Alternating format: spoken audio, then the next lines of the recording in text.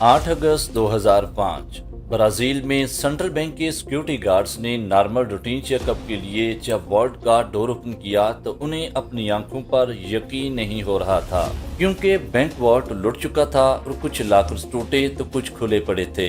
Bank के vault से $80 million चोरी हो चुके थे और पुलिस ये देखकर हैरान थी कि बैंक में सिक्योरिटी के लिए सीसीटीवी कैमरास, मोशन डिटेक्टर्स और थर्मल सेंसर लगाए गए थे, लेकिन इस दौरान ना तो कोई अलार्म बजा और ना ही किसी सीसीटीवी कैमरा ने काम किया।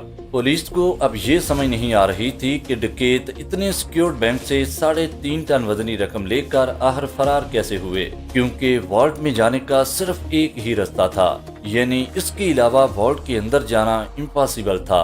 तो अब सवाल ये था कि वॉल्ट का दरवाजा टूटा हुआ भी नहीं था और ना ही उस पर फोर्स एंट्री के निशानात थे, तो फिर वो वॉल्ट में एंटर कैसे हुए और इस दौरान अलार्म क्यों नहीं बजा?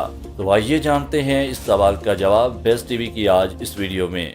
डकैती से लगभग 5 माह पहले डकैतों का एक ग्रुप बैंक लूटने की प्लानिंग कर रहा था। वो जिस बैंक को लूटने जा रहे थे वो कोई आम बैंक नहीं था, बल्कि वो ब्राजील के सेंट्रल बैंक की मेन ब्रांच थी, जो इस पूरे रीजन की सप्लाई और डिमांड कंट्रोल कर रही थी। अलीमाओ इस डकैती का मास्टरमाइंड था, जिसने इस बैंक को लूटने के लिए टनल बनाने का मास्टर प्लान किया। उसने जो टीम बनाई उसमें 34 टीम मेंबर्स थे, जिनमें civil engineer, electrical engineer, tunnel specialist और प्रोफेशनल फोरमैन शामिल थे। इस ग्रुप का सेकंड लीडर पालो सर्गियो था, जो अलीमाओ का राइट हैंड था। ग्रुप में सेंट्रल बैंक का एक सिक्योरिटी गार्ड भी शामिल था, जिसने अलीमाओ को बैंक के लेआउट से लेकर उन इम्पोर्टेंट जगह की भी इंफॉर्मेशन दी थी जहां सीसीटीवी कैमरास, मोशन डिटेक्टर्स और थर्मल सेंसर लगे हुए थे। डकैती से 3 माह पहले उन्होंने सेंट्रल बैंक के करीब फोर्टालिजा में एक मकान किराए पर लिया, जहां से वो टनल की खुदाई शुरू करने वाले थे। सबसे पहले उन्होंने लैंडस्केपिंग और गार्डनिंग की एक फेक कंपनी बनाई जो नेचुरल और आर्टिफिशियल घास सेल करेगी।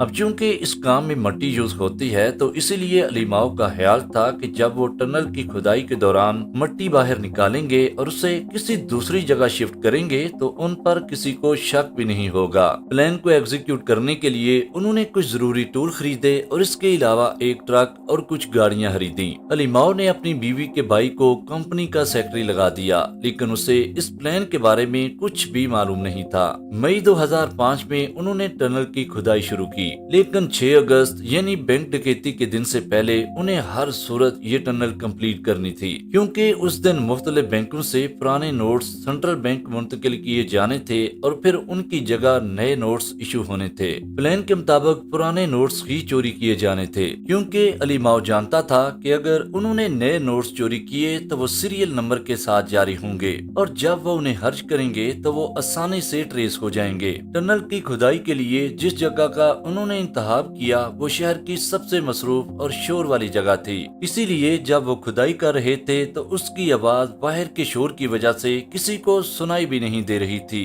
टनल से मिट्टी निकालकर ट्रक पर लोड की जा रही थी और उसे दूर दराज मकाम पर मुंतकिल किया जा रहा था। अब चूंकि ये लैंडस्केपिंग और गार्डनिंग कंपनी थी, इसलिए किसी को शक भी नहीं हो रहा था। लेकिन फिर एक दिन सेक्रेटरी ने देख लिया कि कमरे से मिट्टी निकालकर ट्रक पर लोड की जा रही है। उसने जब एम्प्लॉय से पूछगिछ की तो उन्होंने ये कहकर बात टाल दी कि वो सिर्फ अपने काम पर फोकस करे, लेकिन वो इतनी आसानी से अब पीछा छोड़ने वाला नहीं था। इसीलिए उसे जैसे ही मौका मिला वो कमरे में दाखिल हो गया। अब चूंकि टनल में अंधेरा था, इसीलिए उसने जैसे ही टार्च के लिए अपने सेल फोन की लाइट ऑन की तो वो ये देखकर हैरान था कि यहाँ एक टनल बनाई जा रही थी और उसकी डायरेक्शन सेंट्रल बैंक की तरफ थी। वो इतना घबरा गया कि वो जल्दी से बाहर निकला, लेकिन इसी दौरान उसने अपने सेल फोन का कार्ड वहीं गिरा दिया। वो अब सब कुछ जान चुका था, लेकिन उसने फैसला किया कि वो इस बात का जिक्र अभी किसी से भी नहीं करेगा। 6 अगस्त 2005 को हफ्ते का दिन था जब वो सेंट्रल बैंक की बिल्डिंग के नीचे मौजूद थे। उन्होंने 1.1 मीटर मोटे कंक्रीट से बने फर्श को तोड़कर एक बड़ा सा होल किया और फिर वो उसके जरिए बैंक वॉल्ट में दाखिल हो गए। प्लान के मुताबिक उन्हें सिर्फ 5 कंटेनर्स के लॉक तोड़ने थे, लेकिन ये बहुत मुश्किल और मेहनत तलब काम था, इसीलिए उन्हें इस काम में कई घंटे लग गए। फाइनली उन्होंने रकम निकालकर बोरी बोरियों में डाली और फिर टनल के जरिए मकान में शिफ्ट करना शुरू कर दी। ये काम बड़ी ही एहतियात से चल रहा था क्योंकि उनकी सिर्फ एक गलती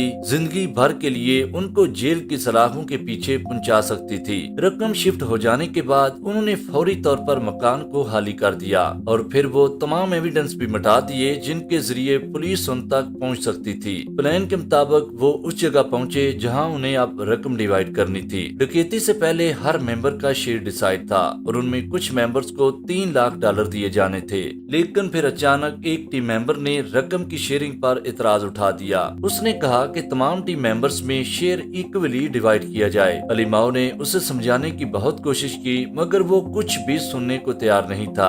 अली माओ ने गुस्से में आकर उस पर गोली चला दी और उसे मार दिया। अब सबको मैसेज मिल चुका था कि अब अगर कोई शेयर की बात करेगा तो वो मारा जाएगा। अली माओ ने सबको एडवाइस की कि अभी कोई भी रकम खर्च नहीं करेगा और कुछ देर के लिए सब अंडरग्राउंड हो जाएंगे और यहाँ से निकलने के बाद ना वो एक दूसरे से बात करेंगे और ना ही मिलने की कोशिश करेंगे। मंडे की सुबह जब सिक्योरिटी गार्ड्स की कॉल पर पुलिस बैंक पहुंची तो उन्होंने देखा कि वार्ड के फर्श पर बहुत बड़ा सुराख था जिसमें टनल बनी हुई थी। जब वो इसमें नीचे उतरे तो वो ये देखकर हैरान थे कि ये कोई आम टनल नहीं थी बल्कि इसमें पूरा इंजीनियरिंग वर्क किया गया था। टनल में लकड़ी के पैनल्स और प्लास्टिक शीट्स लगाई गई थी और इसके अलावा इलेक्ट्रिक लाइट्स, वाटर सप्लाई और कम्युनिकेशंस की लाइंस भी बिछाई गई थी। इवन के टनल में वेंटिलेशन के लिए इक्विपमेंट्स भी लगाए गए थे। टनल 200 मीटर लंबी, 1.5 मीटर चौड़ी और 4 मीटर गहरी थी। जब पुलिस टनल में एविडेंस सर्च कर रही थी तो उन्हें सेल फोन का वही कार्ड मिला जो सेक्रेटरी ने यहाँ गिरा दिया था।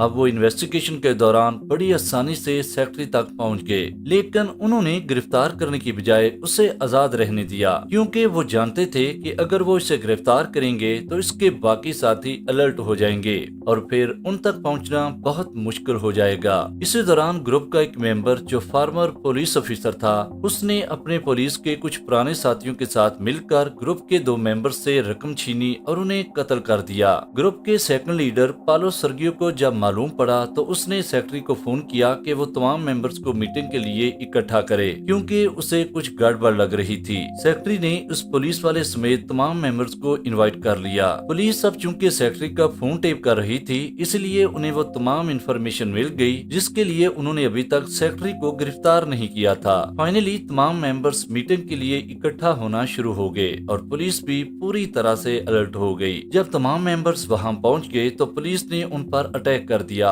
और तमाम अफराद को गिरफ्तार कर लिया। इन्वेस्टिगेशन के दौरान उन्होंने ये तस्लीम किया कि अली माओ ही इस डकैती का मास्टरमाइंड है और फिर 3 साल बाद उसे भी गिरफ्तार कर लिया गया, लेकिन सिर्फ $50 मिलियन ही रिकवर हो सके। नाजरीन, अगर आपको ये वीडियो अच्छी लगी है तो वीडियो को लाइक और शेयर करें और चैनल को सब्सक्राइब कर दें। मिलते हैं एक और शानदार वीडियो के साथ, तब तक अपना ख्याल रखिएगा। खुदा हाफिज।